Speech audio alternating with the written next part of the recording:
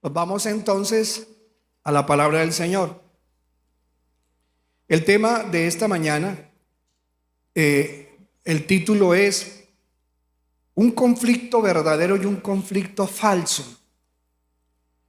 ¿Dónde está el verdadero conflicto?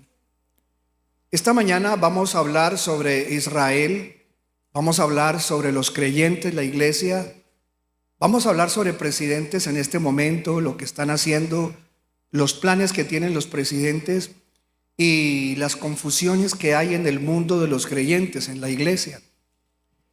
Sé que el tema no es fácil, pero yo le he pedido al Señor que me dé sabiduría. Y vamos a empezar.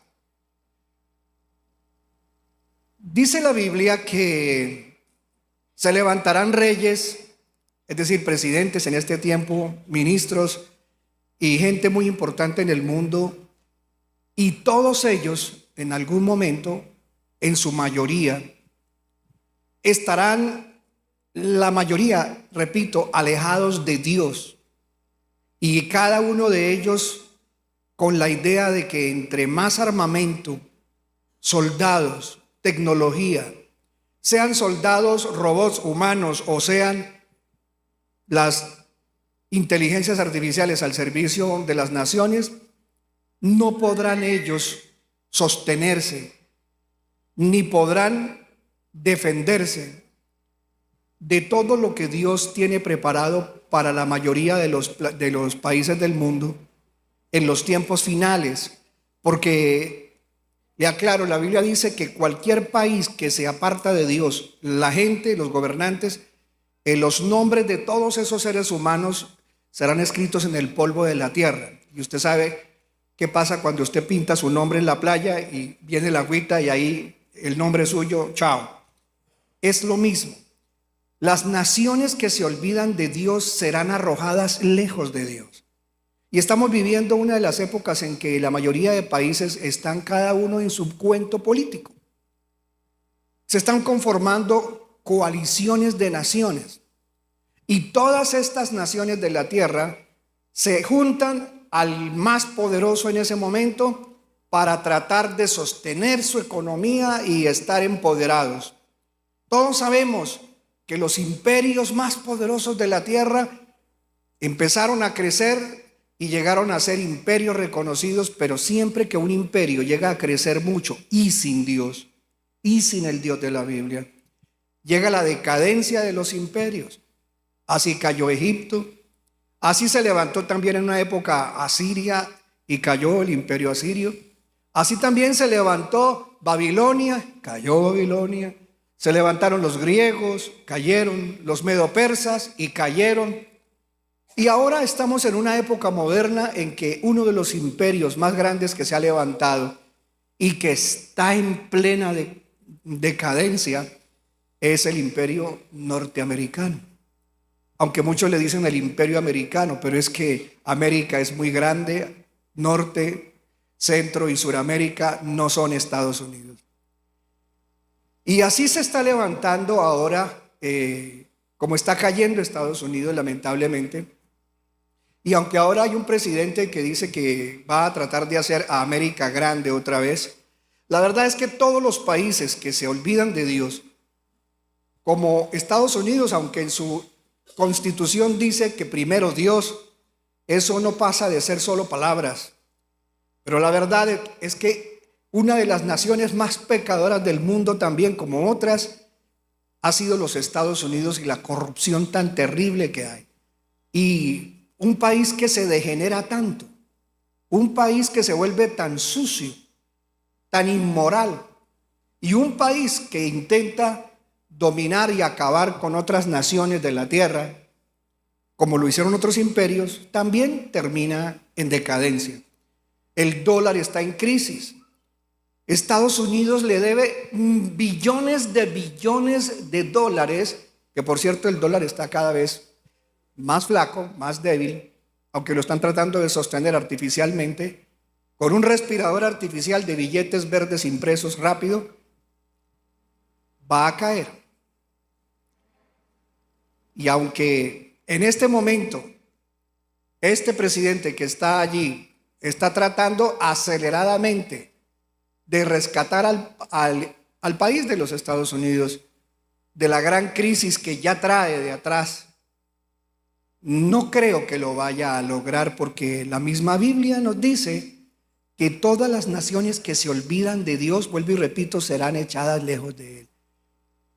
Solo hay algo, y es que de todos estos países, lo único que es rescatable de todas las naciones somos las personas que estamos metidas con el Dios de la Biblia. Y hay una nación que, aunque está en pecado evidente y haciéndose daño a sí misma y haciéndole daño a los demás, no solamente Estados Unidos le ha hecho daño a los propios norteamericanos y a la gente del mundo, sino otras naciones también lo están haciendo, entre esas Israel. Pero hay algo: si en todas las naciones hay algo que sacar, Dios lo sacará y lo guardará.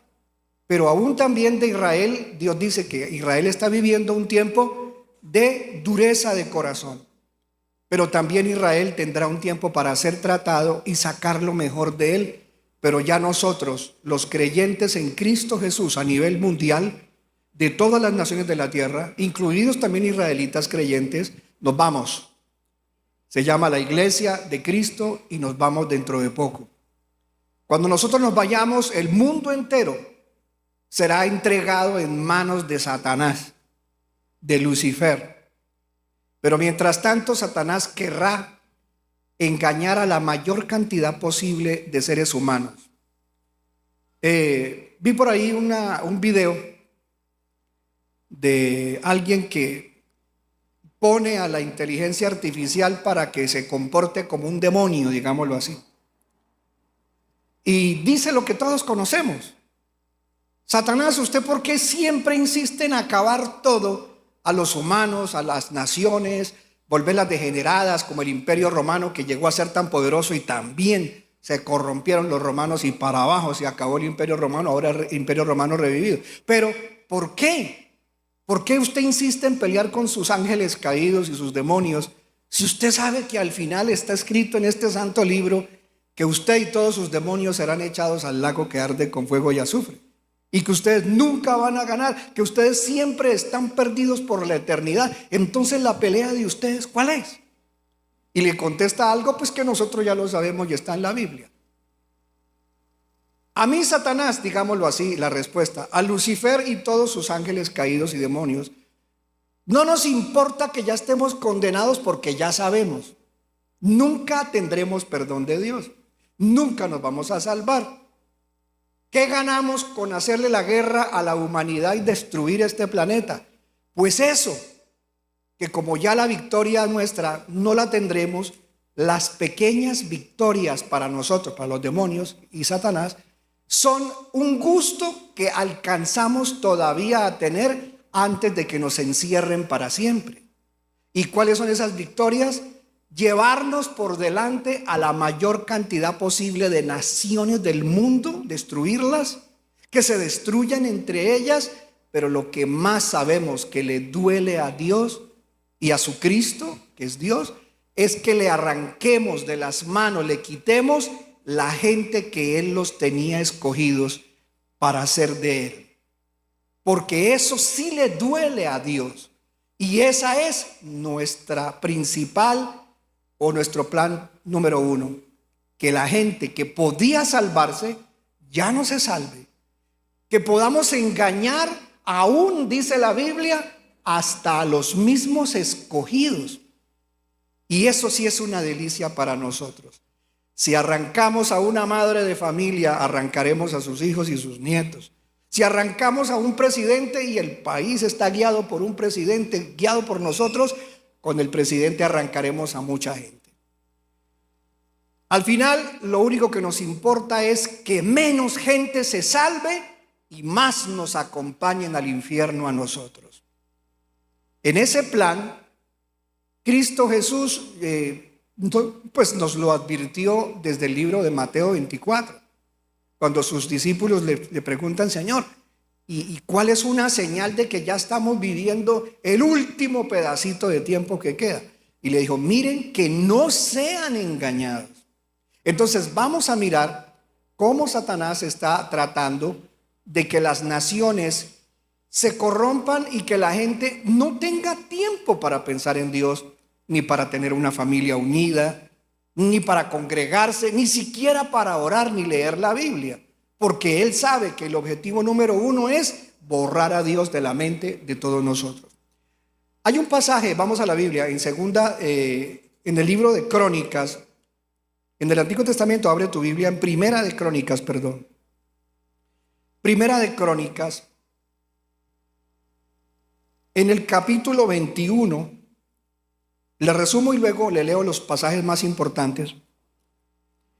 El rey David, cuando ya fue rey y ahora está gobernando, ya ha gobernado un tiempo en Hebrón y otra parte en Jerusalén.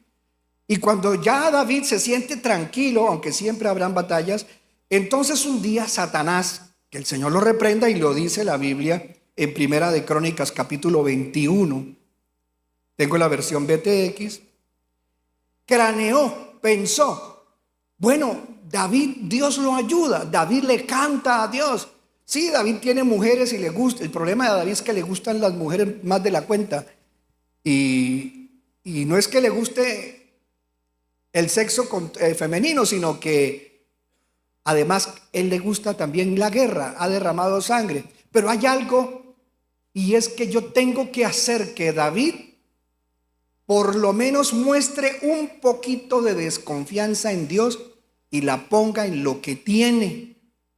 Ojo con esto, el día en que nosotros, un país, un presidente o nosotros, los ciudadanos de a pie, quitemos la mirada de Dios como mi ayuda, como mi dador, y comience a dudar, ¿será que sí Dios me ayudará? ¿Será que sí Dios me dará? ¿Será que sí Dios me sustentará? Ese momento para nosotros es fatal. Y por eso pues me acordé de que le hice una promesa a los hermanos en Bogotá y les dije, la próxima vez que dé el culto le voy a mostrar a los hermanos en la internet, cuando les dije que Dios sí es capaz de sostenerlo a uno de manera milagrosa, y le dije, voy a guardar los recortes de certificados de Paz y Salvo de Gran Ahorrar, que ya no existe, y traje 3 de las copias que pedí. Mire, todas las copias aquí dice Gran Ahorrar, Gran Ahorrar, Gran Ahorrar. Si alcanza la cámara a presentarlo, ahí es el mismo certificado. Es que yo pedí 7 copias cuando vi que Dios me pagó 58 millones de pesos por lo menos aquí. Y dije, increíble. Dijo, hijo, vaya y mire que ya le pagué. Yo dije a mi esposa, ya lo conté en Bogotá, y mi esposa pues me siguió la cuerda, porque ella sabe que a mí me gusta, la verdad, creerle a Dios. Y cuando Él me habla con voz audible y me dice, ve, ya te pagué lo que debía, yo, wow. Entonces le dije a la señora, deme 7 copias. Todavía conservo aquí 3 copias donde dice que estoy a paz y salvo hipotecario con Gran Ahorrar.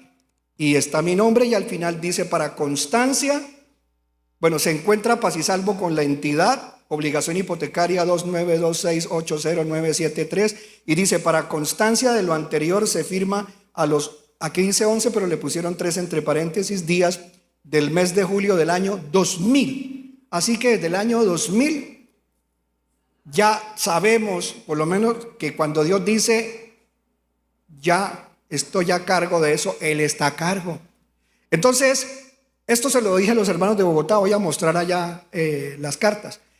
Y yo le digo, pero hay algo todavía mejor que tener un testimonio de lo que Dios le puede hacer, y están las promesas de la Biblia. Y si uno no le cree a Dios, el Señor dice que sin fe es imposible que nosotros lo agrademos. Entonces David hizo un poco o mejor dicho, dudó y dijo, oiga, ¿qué tal que de repente vengan a hacerme la guerra y yo no tenga la suficiente cantidad de soldados que necesito? Oiga, yo voy a hacer un censo, y vamos a averiguar con mi capitán, con mi general que se llama Joab, para que me cuente toda la gente que está disponible. Vamos a hacer un censo de cuántas personas hay en toda la nación, tanto en Israel como en Judá, y me los cuente. Pero la Biblia dice que fue Satanás. El día en que a uno se le meta una duda en el corazón, ¿será que Dios me sacará? ¿Será que Dios me ayudará? ¿Sí podrá Dios ayudarme ahora que me acabo de casar? ¿Dios tendrá para mí pan? Vamos a ver, el versículo 1 dice: mas Satanás, que el Señor lo reprenda, se levantó contra Israel. Entonces él no solo está en contra de David para hacerlo caer, él le apunta es al país. Él le apunta a todo el conglomerado de la población. Si logro que el gobernante haga algo mal, termino perjudicando a todo el país.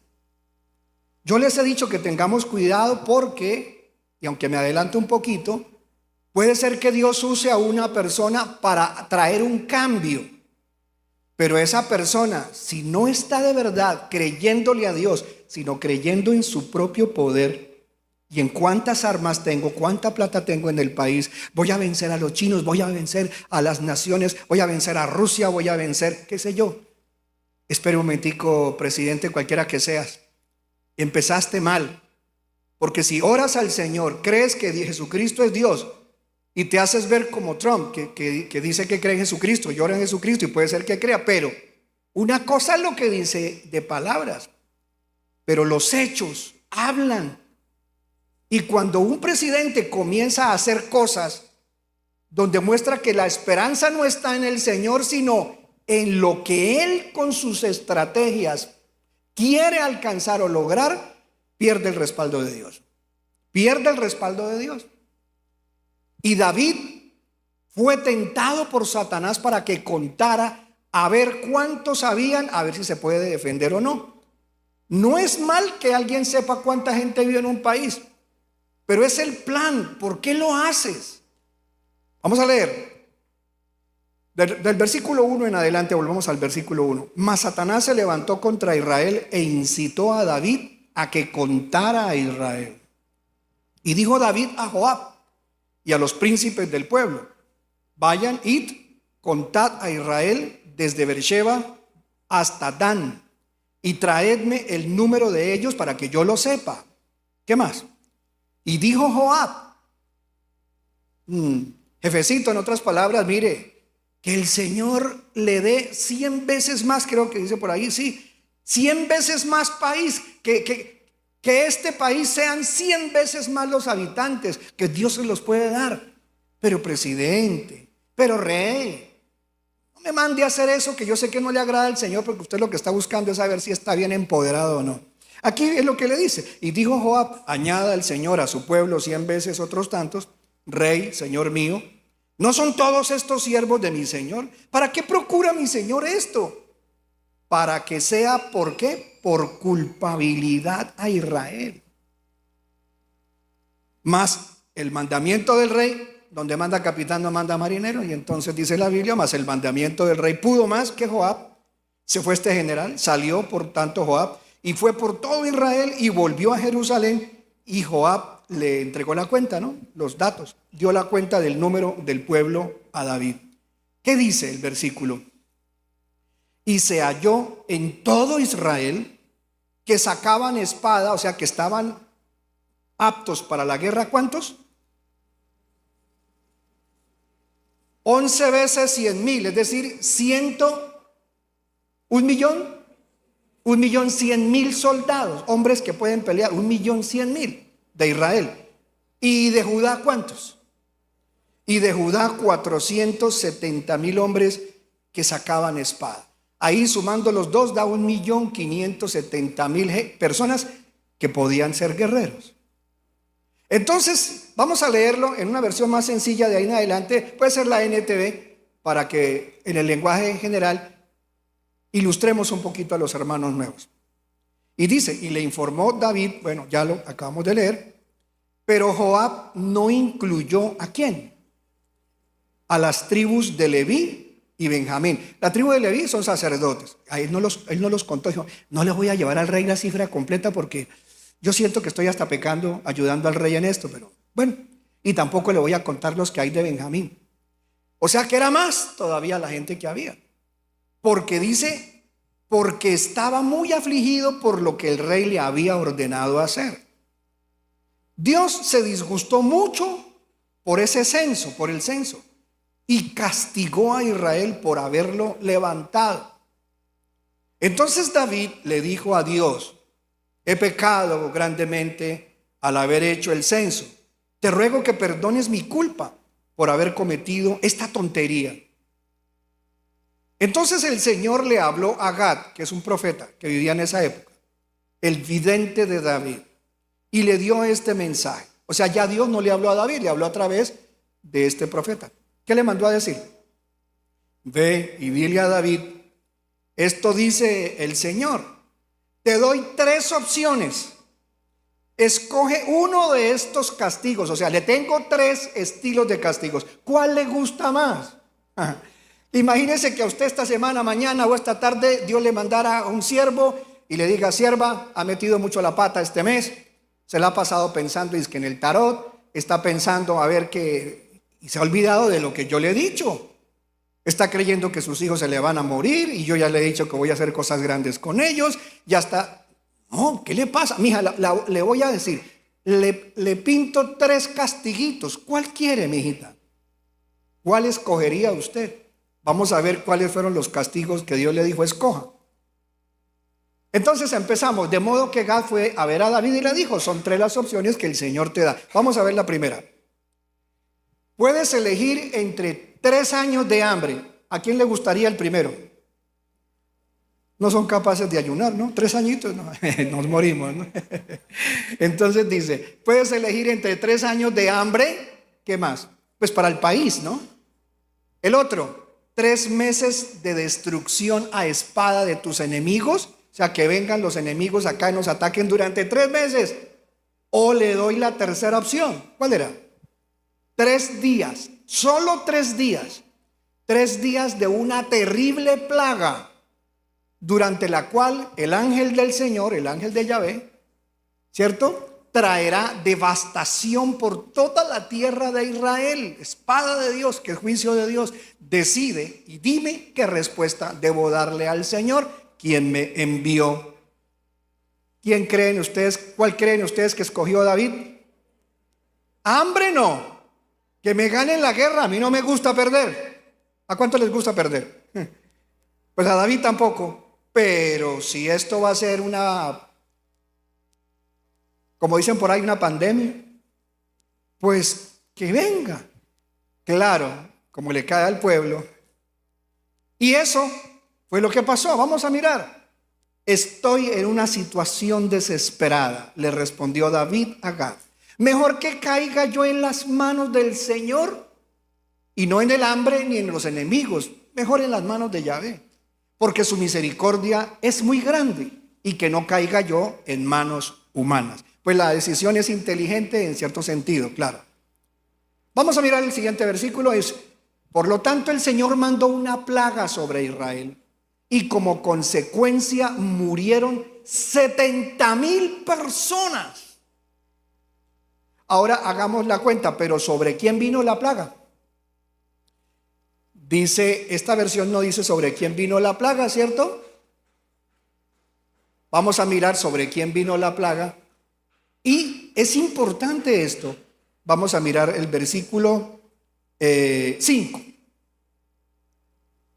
El versículo 5 en la JBS, ya lo vimos, dice que en todo Israel había 1.100.000 hombres. 1.100.000 en Israel. En Judá, 470,000. Cuando ya vino la prueba, entonces vamos a mirar sobre quién vino. Y dice el versículo 12, escoge para ti 3 años de hambre, 3 meses de derrotas delante de tus enemigos, y que la espada de tus adversarios te alcance, o 3 días de la espada de Yahvé, esto es la peste en la tierra. Y el ángel de Yahvé haciendo estragos. ¿Dónde hizo estragos? No, coloquemos la JBS para que los hermanos vean, porque es que yo a veces cambio de versiones, una para que se entienda todo fácil, pero vuelvo a la versión antigua porque se escapan datos. Y en la JBS dice que la peste iba a caer ¿sobre quién? Y dice, ¿sobre quién cayó?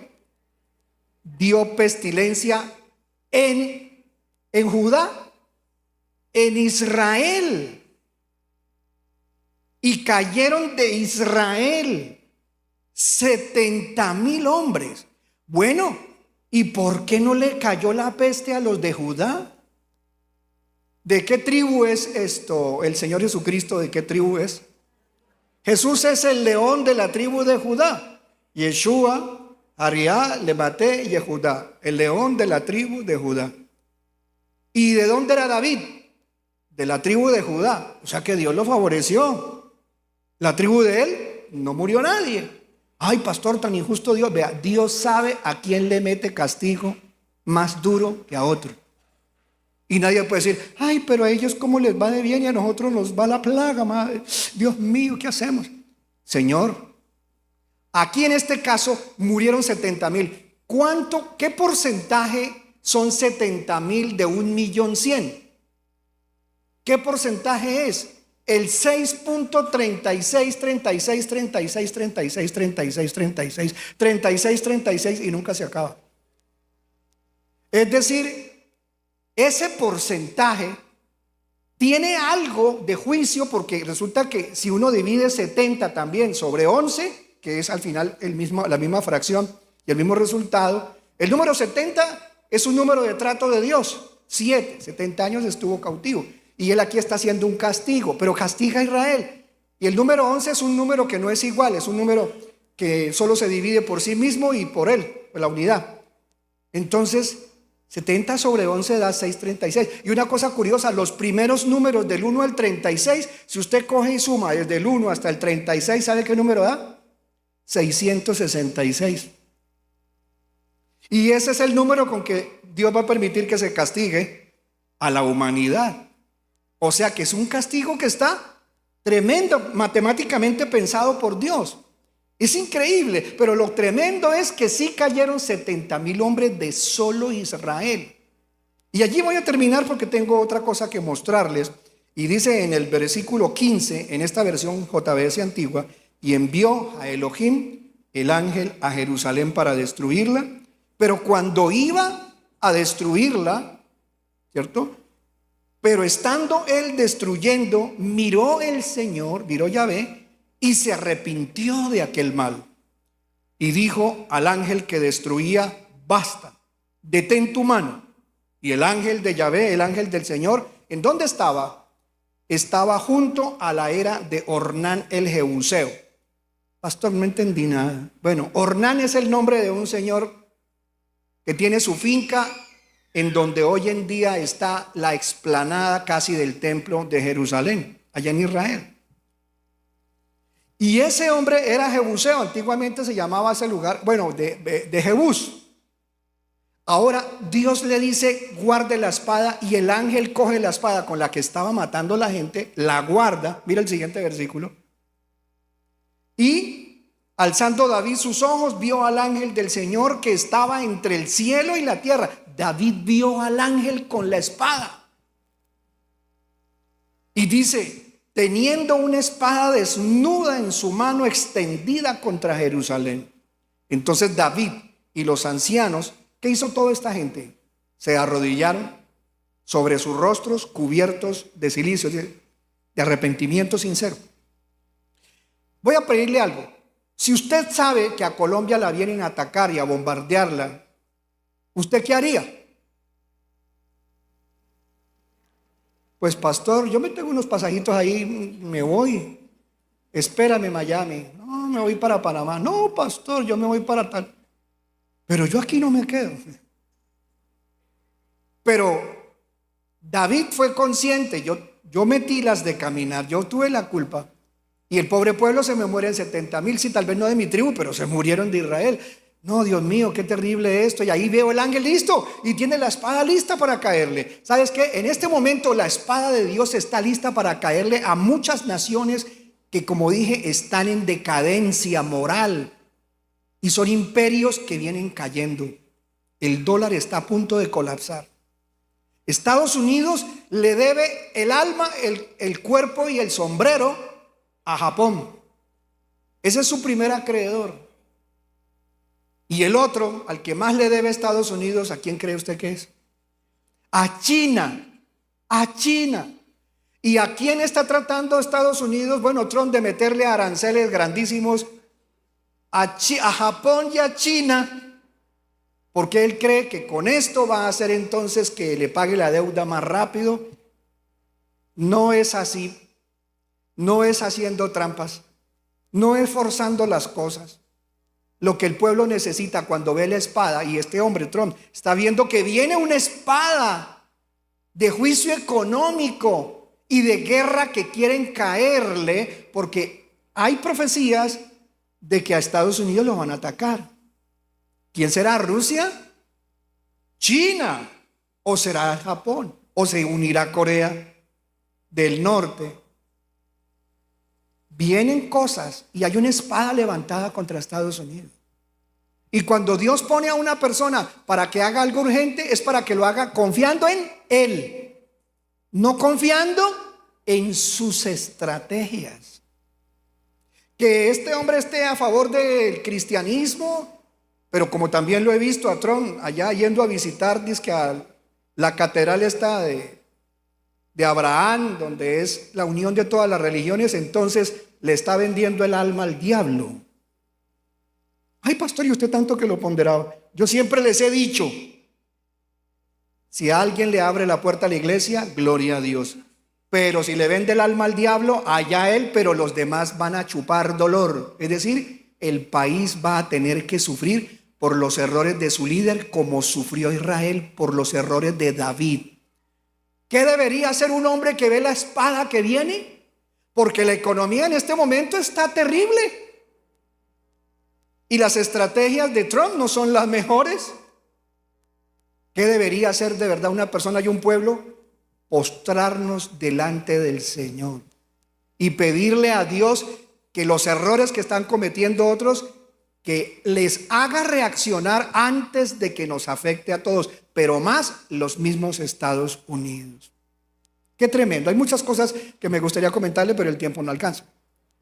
Entonces, cuando él ve el ángel teniendo la espada lista para destruir a Jerusalén, él y los ancianos se ponen a orar y a llorarle a Dios. Versículo siguiente, vamos a ver cosas también más profundas, importantes. ¿Qué sucedió? Y dijo David a Dios: no soy yo el que hizo contar al pueblo, o sea, yo soy el culpable. Yo mismo soy el que pequé, y ciertamente he hecho mal, mas estas ovejas que han hecho. Señor Dios mío, sea ahora tu mano contra mí y contra la casa de mi padre, y no haya plaga en tu pueblo. Esto es diferente. Este es un hombre diferente que dice, wow. La Biblia dice que el que confiesa su pecado y se aparta, alcanzará misericordia. Versículo siguiente. Y dijo el ángel del Señor a Gad. ¿Qué le dijo? Vaya y dígale a David que suba y me haga un altar. Eso se hacen de piedras que no estén cortadas, piedras redondas, bolo. Y hágame un altar allá en esa loma, en esa montaña, en ese monte, en la era de Ornán el Jebuseo. ¿Y qué más dice? Entonces David subió conforme a la palabra de Gad que le había dicho en nombre del Señor. ¿Sabes una cosa? Terminamos. Y volviéndose Ornán, vio al ángel. El hombre, el dueño de la finca, vio que venía David, porque Dios le dijo, vaya, y en esa finca, ahí en esa finca, quiero que me ponga el altar y me ofrezca algo. Y el dueño de la finca vio que venía David subiendo, y además vio lo que también vio David. Vio al ángel que estaba ahí con la espada desnuda. ¡Wow! Y viene ahí arriba de David. Y entonces dice que él estaba con 4 hijos suyos, los cuales se escondieron. Claro, cualquiera ve un ángel tan terrible con una espada y listo a caerle a la gente. Se esconden los de la familia. Y Ornán estaba trillando el trigo. ¿Y qué sucedió? Y entonces, y viniendo David a Ornán, ¿qué le dijo? Miró Ornán y vio a David, y saliendo de la era, se postró en tierra ante David. Y dijo David a Ornán, dame este lugar de la era, en que edifique un altar al Señor, y dámelo por su cabal precio, para que se acabe, ¿qué? Para que cese la plaga del pueblo. Le voy a contar algo. Si miramos por un momento en 2 de Crónicas 3:1, la era donde está el monte donde el Señor tenía la finca, es el mismo monte Moriah donde Dios le sacó a Adán, hermano, el polvo, perdón, de donde Dios hizo a Adán. En los manuscritos antiguos y en el libro de Génesis, que está disponible todavía, usted se va a dar cuenta, si lo estudia, que Dios cogió polvo de la tierra, tierra roja, Adán, de la tierra, la Adamá cogió tierra roja.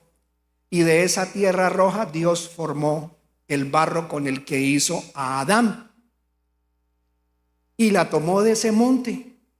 Pero cuando Dios también iba a probar a Abraham, antes de que viniera David, ¿a dónde le mandó el Señor a Abraham que llevara a su hijo para sacrificarlo?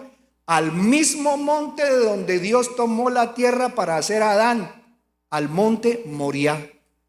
Y allá en el monte Moriah Dios le detuvo la mano para que no matara a su hijo Isaac, sino que le dio un carnerito allá en la cima del monte. Y en esa cima del monte Abraham hizo un altar de piedras y allá sacrificó el cabrito en el mismo monte a donde ahora le dijo a David: váyase a ese monte, en ese lugar. ¿Por qué Dios escogió ese lugar para 3 puntos tan importantes? Porque resulta que en ese monte Moriah un día iba a hacer un altar donde iba a estar un sacrificio para toda la humanidad para siempre. Ese monte Moriah, en ese monte Moriah, Jesucristo, el Hijo de Dios, murió entre 2 cruces, en la cruz del Calvario.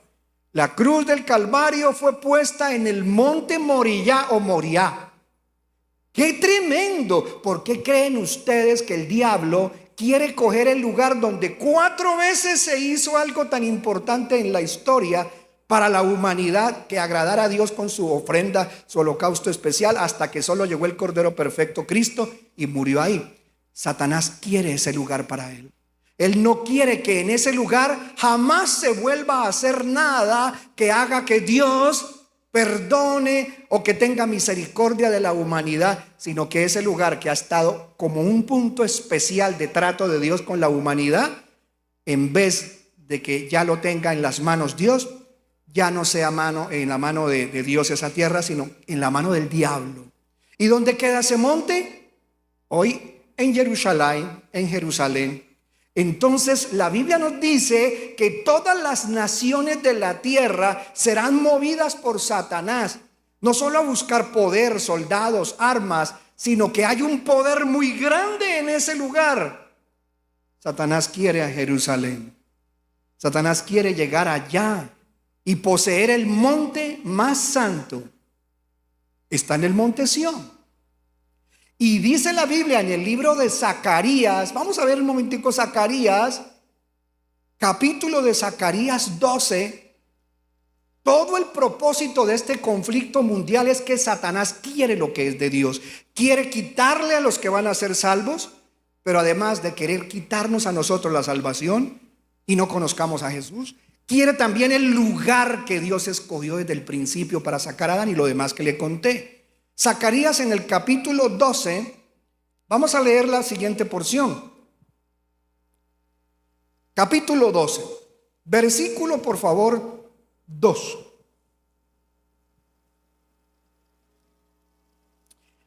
¿Qué dice? He aquí, yo pongo a Jerusalén por vaso de ¿qué? Por vaso de veneno. ¿Por qué? Porque si las naciones y sus presidentes, que muchos de ellos adoran a Satanás, Satanás ya les ha dicho: tenemos que conquistar algún día para siempre esa tierra.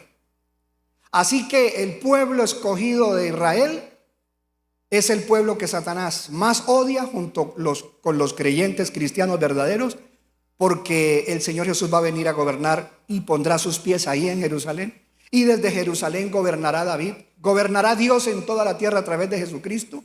Él no quiere esa tierra para nada, porque de esa tierra nació el Salvador de la humanidad. Ahora, la Biblia dice que todas las naciones quieren un día coger así a Israel y apretarlo hasta destruirlo, pero que cuando ellos sientan que ya tienen a Jerusalén en su mano, en vez de querérsela tomar como agua fresca para ellos, La Biblia dice que Dios le convertirá ese vaso ¿en qué? En veneno, por querer coger la tierra que Dios tiene escogida. Y dice así: yo pongo a Jerusalén por vaso de veneno a todos los pueblos de alrededor, y también a Judá, la cual será en el cerco de Dios. Y será en aquel día que yo pondré a Jerusalén como si fuera ¿qué? Piedra pesada a todos los pueblos. Pregunto, ¿alguno de ustedes se ha echado una marita?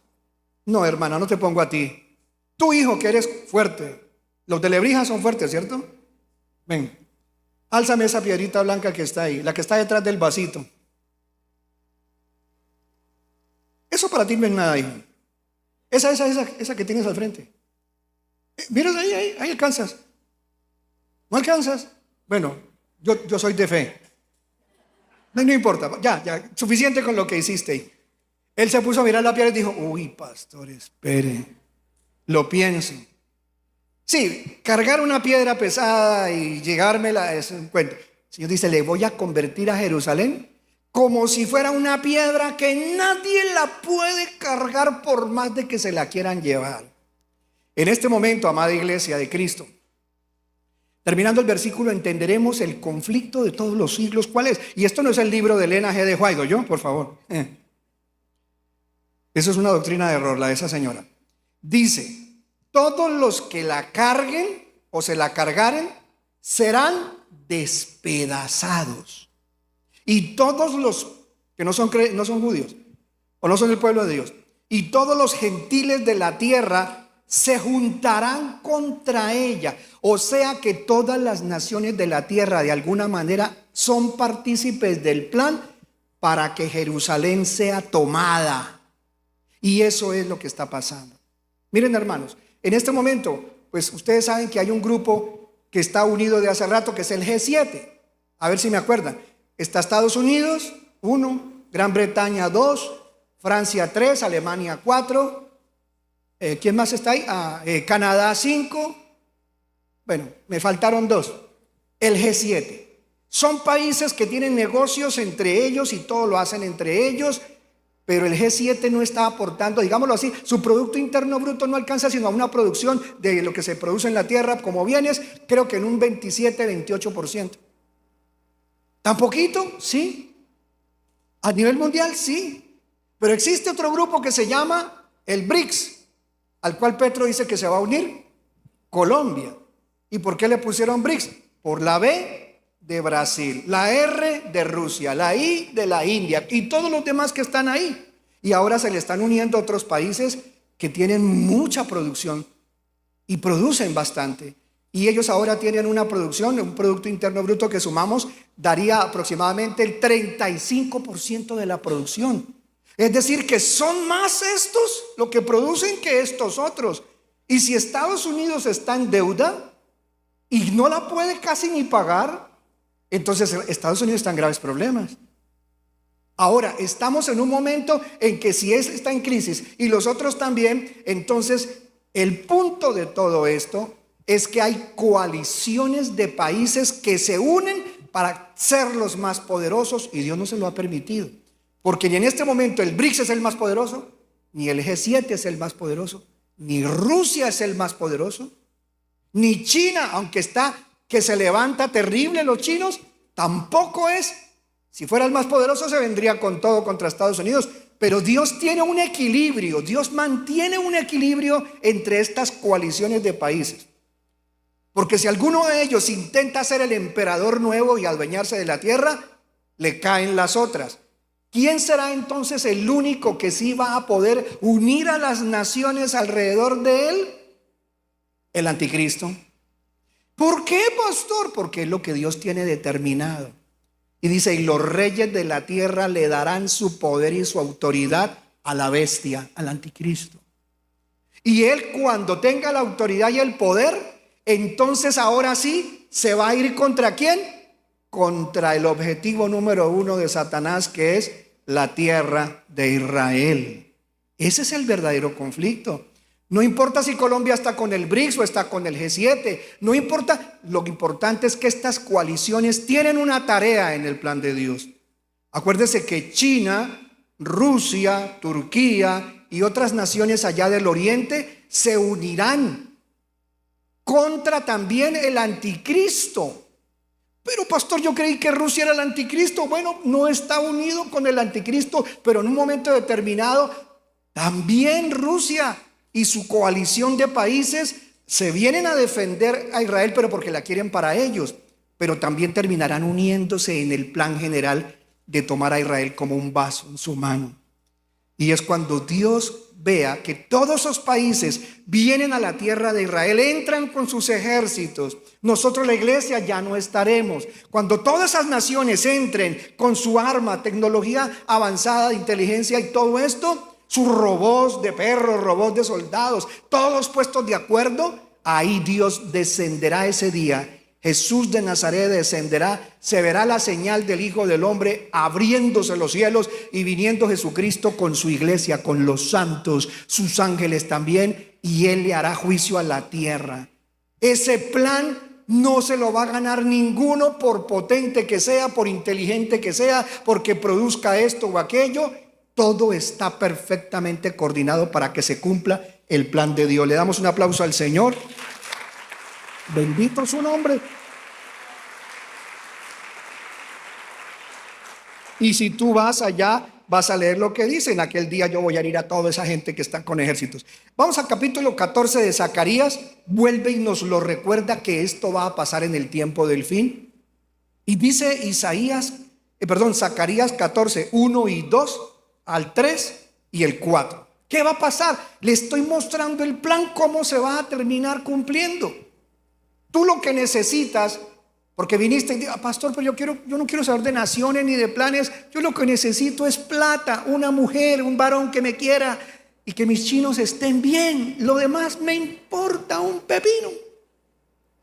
Es grave, porque se necesita que nosotros formemos el ejército de Dios en la tierra. Y todos los soldados son importantes. Tú también eres importante. Y si tú no sabes, hermano, hermana, qué es lo que está pasando en el mundo, entonces tú dirás, no, definitivamente Putin, no hay otro como Putin. Otro dirá, no, Xi Jinping, sin ti no puedo vivir. Otros dirán, Petrovsky, tu amor me consume. Otros dirán, lo que sea, ay, me voy con Milei. Ninguno, por cosas buenas o malas que tengan, ninguno nos garantiza nada. Hay uno que sí es el Rey de Reyes, Señor de Señores, soberano sobre todas las naciones, al cual sí nos doblaremos y nos doblamos ante Él, ante el cual. Dice el 14, 1 al 4, mira, aquí, el día del Señor viene y tus despojos serán repartidos en medio de ti. ¿Por qué? Dice, porque yo reuniré, Él mismo es el que va a permitir eso. Yo reuniré a todos los gentiles, todas las naciones, en batalla ¿contra quién? En batalla contra Jerusalén.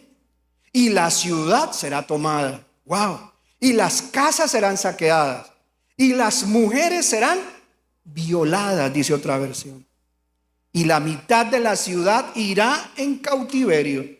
Mas el remanente del pueblo no lo van a cortar de la ciudad. ¿Por qué? Porque la Biblia dice que habrá una tercera parte de toda la gente que esté viva allí, que solo la tercera parte será mantenida viva.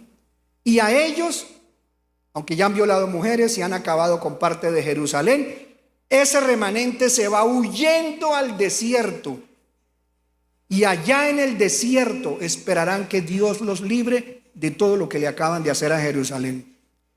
¿Y qué va a pasar? Juntos, todos estos israelitas, estos judíos que ya saben que le fallaron a Cristo, que no habían aceptado a Jesucristo, pero que se dieron cuenta que era Yeshua, Jesús, el Mesías, y le fallaron, se arrodillarán como David cuando vio que la espada ya le cortaba el cuello, cuando vio que ese poquito remanente que quedaba, como David lo vio, que quedaba muchos todavía, no nos mate el resto, Señor, de rodillas, todos estarán de rodillas y el cielo se va a abrir. Y vendrá Jesucristo con nosotros y salvará a ese remanente. Y Dios establecerá a través de Cristo en la tierra su reino de 1000 años, iglesia. Vamos a leerlo, esto está muy bueno. Y el Señor saldrá y peleará con aquellos gentiles como peleó el día de la batalla. ¿Qué más? Y se afirmarán sus pies. ¿Dónde pondrá los pies Jesús? En aquel día sobre el monte de las olivas, el monte de los olivos, que está enfrente de Jerusalén, a la parte del oriente, y el monte de las olivas se partirá por en medio, o por medio de sí, hacia el oriente y hacia el occidente se formará un valle, haciendo un muy grande valle, y la mitad del monte se apartará hacia el norte y la otra mitad hacia el mediodía. ¿Y qué más dice allí? Y huiréis al valle de los montes, y sigue hablando y dice, llegará hasta Sal, y huiréis de la manera que huisteis por causa del terremoto en los días de Usías, rey de Judá. ¿Y qué? Terminemos. Y vendrá el Señor, mi Dios, Yeshua. ¿Con quién vendrá? Y todos sus santos con él. ¿Dónde estaremos ese día? Ese día estaremos bajando y aterrizando en el monte y en el valle que Jesús va a abrir. Ese es el final de este conflicto de las naciones. Iglesia, es muy triste. Terminando, y me quedan 5 minutitos, le quiero decir algo. Ese monte Moriah es muy importante, pero le voy a contar una cosa. En el libro de Ezequiel, 5 minutos con la ayuda del Señor, en el capítulo de Ezequiel 20, vamos a ver el 22, en Ezequiel 22, hay una revelación de la Biblia. Dice que Dios ya se ha dado cuenta de que Israel tiene unos gobernantes que lo están engañando. Y yo lo he visto. Mire, cuando esta gente empezaron a meterle el venenito a la gente, ¿quién creen ustedes que fue uno de los países que más le metieron el venenito? A Israel. ¿Y qué le decían los gobernantes? Los vamos a salvar. Los vamos a proteger. ¿Y por qué entonces no los protegieron ese mes de octubre tan horrible del 2023? Pero sí le metieron el venenito a casi toda la población. ¿Por qué? Porque estamos en unos tiempos duros en que la gente no entiende quién es el enemigo. Y sus gobernantes, que parece que guardan a Israel, no son los que guardan a Israel. Es el Señor el único que guarda a Israel. Sé que hubo gente de Israel que oyeron las palabras de profecía, no solo las que el Señor nos dio en esta iglesia para que no nos envenenáramos, sino hubo gente también que allí en Israel tampoco se envenenaron. Pero es así de poquito el remanente. Y lo acabamos de ver, que solo en Israel quedará un remanente, una tercera parte, porque la gran mayoría en Israel se pullaron. Pero aquí el Señor dice que este pueblo, ¿saben ustedes en dónde existe una cantidad de judíos israelitas grandísimo, más de lo que incluso de pronto puede haber en el mismo Israel? ¿En dónde creen? En Estados Unidos. En Estados Unidos. Y en Estados Unidos hay mucho judío falso que se hacen llamar judíos y muchos judíos verdaderos. Pero en Estados Unidos están los judíos más ricos, entre otros, dueños de las empresas muy grandes, a nivel mundial. Y son ellos los que están proponiendo eso, dueños de laboratorios, dueños de todas estas cosas, dueños de las productoras de cine, Warner Brothers y todas estas que producen películas que le venden a la gente la idea de que nos sometamos, que nos hagamos cosas. Judíos dañando judíos. ¿Quiénes fueron los que produjeron la Shoah, el holocausto? Judíos. Pastor, fueron los nazis. Los nazis sí, pero ¿quién le vendió la idea a los nazis, a los del grupo, del partido del nacionalsocialismo de Hitler? Judíos, riquísimos empresarios y gobernantes judíos que estaban en Estados Unidos, como la Ford, el dueño de la Ford, y todos ellos sacaron plata para que también les pudieran hacer lo que les hicieron y matar 6 millones de judíos en los campos de concentración. Pastor, y no solo quedaron contentos, aparecen como salvadores, pero fueron los que asesinaron a su propio pueblo. Y algo más tremendo todavía. ¿Sabes una cosa? Ellos están diciendo que todo el que no apoya a Israel es antisionista, pero los verdaderos antisionistas están por dentro. Sus propios gobernantes están buscando matar a su pueblo. Y Dios aquí, vamos a ver 2 versículos, espero que no se me acaben los 5, y mire lo que dice, clarito. Libro de, se me acaba de borrar, Ezequiel capítulo 22, versículo 29. Y recuerde una palabra que cuando usted ve en la Biblia, el pueblo de la tierra no se refiere a toda la gente de todo el planeta. Cuando la gente dice que el pueblo de la tierra es Israel. Y dice, el pueblo de la tierra usaba de opresión. ¿Qué cometían estos judíos? Opresión, oprimir a la gente.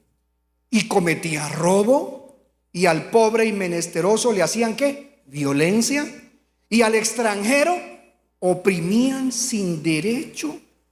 Santo, qué tremendo. Y Dios se puso a buscar a ver si habían hombres de estos de la tierra de Dios que se metieran en la brecha por ellos mismos. Y dice el versículo siguiente: y busqué de ellos hombre que hiciera vallado y que se pusiera en el portillo delante de mí por la tierra, para que yo no la destruyera, y no lo hallé. ¿Quién se puso de rodillas una vez para que no se mataran a esos desobedientes? Moisés. Señor, sí adoraron un becerro, pero no los mates, mátame a mí primero, Señor. Y se arrodilla Moisés y le dice: Moisés, si quiere yo pelo a todos estos y le pongo otro pueblo y le pongo de líder. No, Señor, perdónalos. Y el Señor le dijo: mira, el que me falle, yo le borraré del libro de la vida.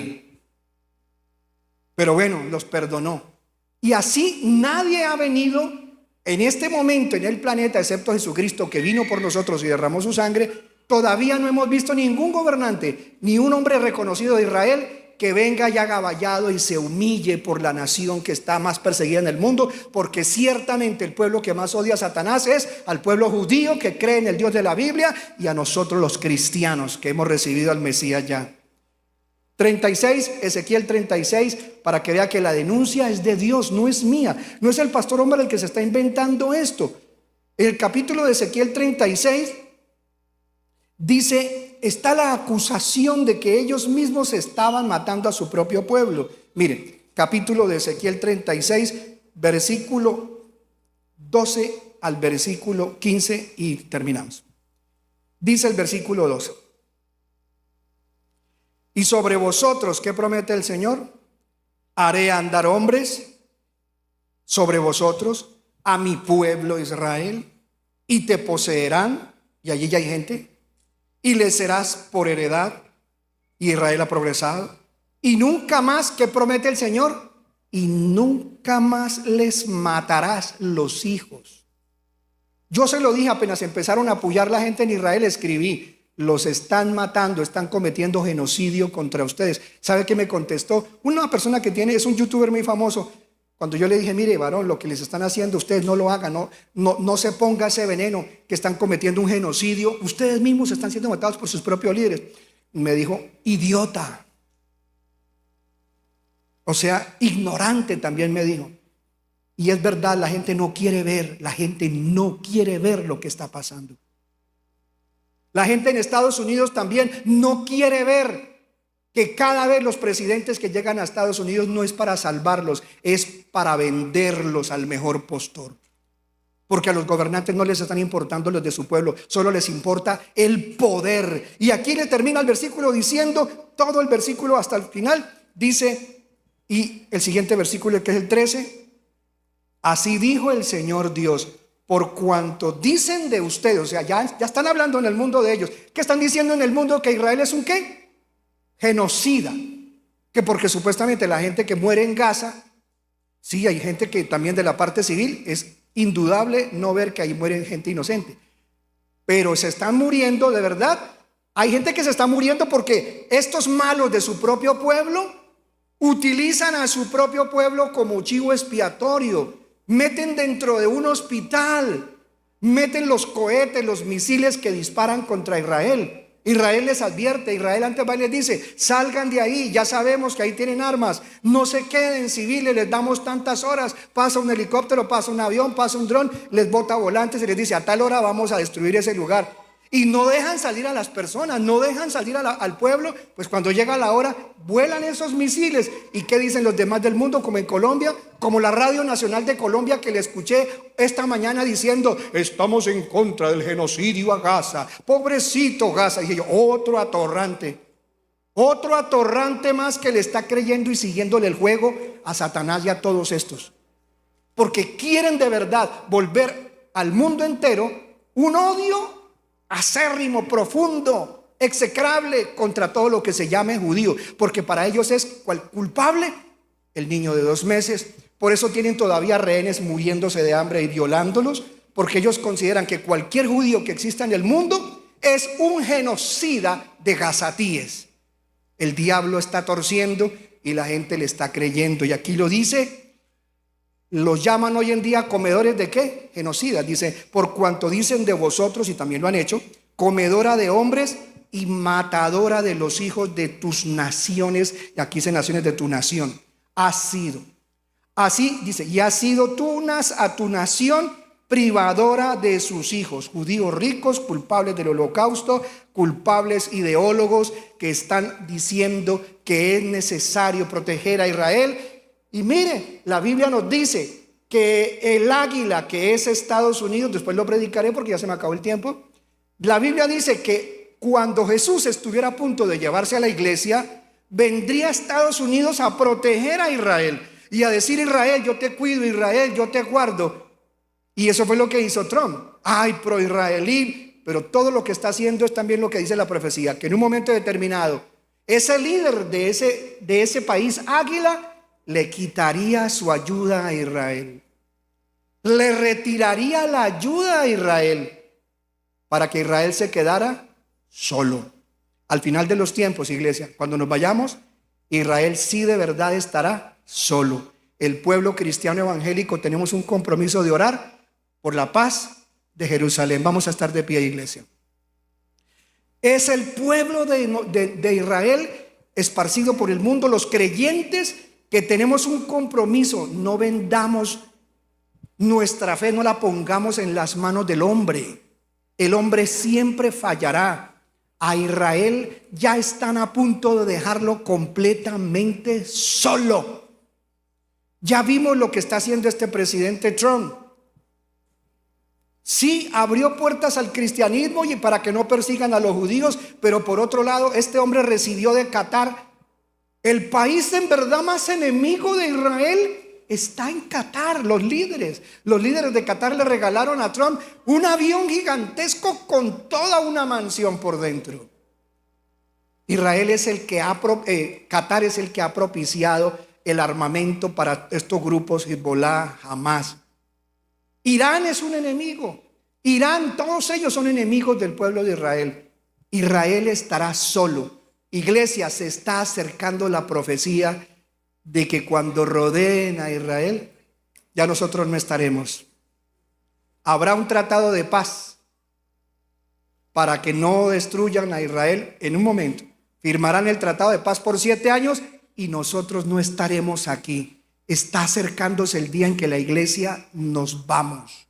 Mientras tanto, ora, trabaja, cree en el Señor sin perderte un día de su presencia, quiere a tus hijos, únete con tu esposa, ama a tus nietos, no descuides a los abuelos, trabaja juicioso. Dios promete que para la iglesia en este tiempo habrá provisión sobrenatural. Él está llamando y colocando en las manos de los creyentes lo que es necesario, porque nosotros somos el pueblo que todavía en la tierra está propiciando paz. ¿Sabe por qué? Aunque estamos en guerra, el mundo no ha sido destruido, porque la iglesia está aquí, porque hay un pueblo que ora. Levantemos nuestras manos. Padre eterno, te damos las gracias. Este es el conflicto que la gente no quiere entender, Señor. No hay paz sino en ti, Jesús, y en tu sangre preciosa. En tu nombre haremos proezas, dice tu palabra. Señor Jesús, nos vamos a casa, pero sabemos que estás con nosotros, a favor también de los creyentes que faltan por entrar. Pero nos pides que nos unamos, porque en este conflicto necesitamos orar por la paz de Jerusalén, por la paz de Jerusalén. Y hoy te pedimos, Señor, desde este lugar, por la paz de Jerusalén. Sabemos que se lo quieren beber, Señor.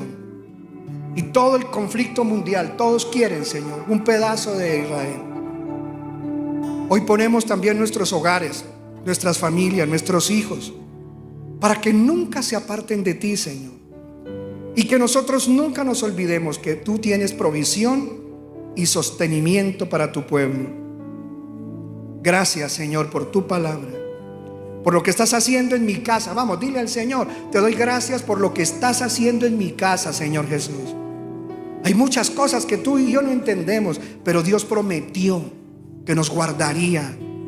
Y dice la Biblia que el Señor guardará nuestro depósito hasta el fin.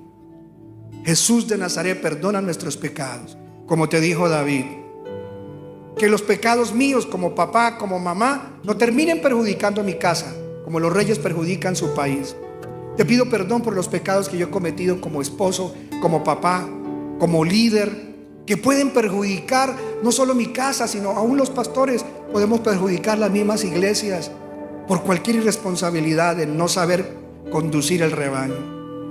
Perdónanos y danos la sabiduría para guiar bien a este pueblo, Señor, y que ellos no pasen por tribulaciones, ni plagas, ni cosas terribles. Guárdalos, Señor. En tus manos ponemos a todas estas personas que estamos estudiando en el día de hoy, y te damos gloria y gratitud en el nombre de Jesús. Amén, Señor, y amén. Un aplauso al Rey del Cielo.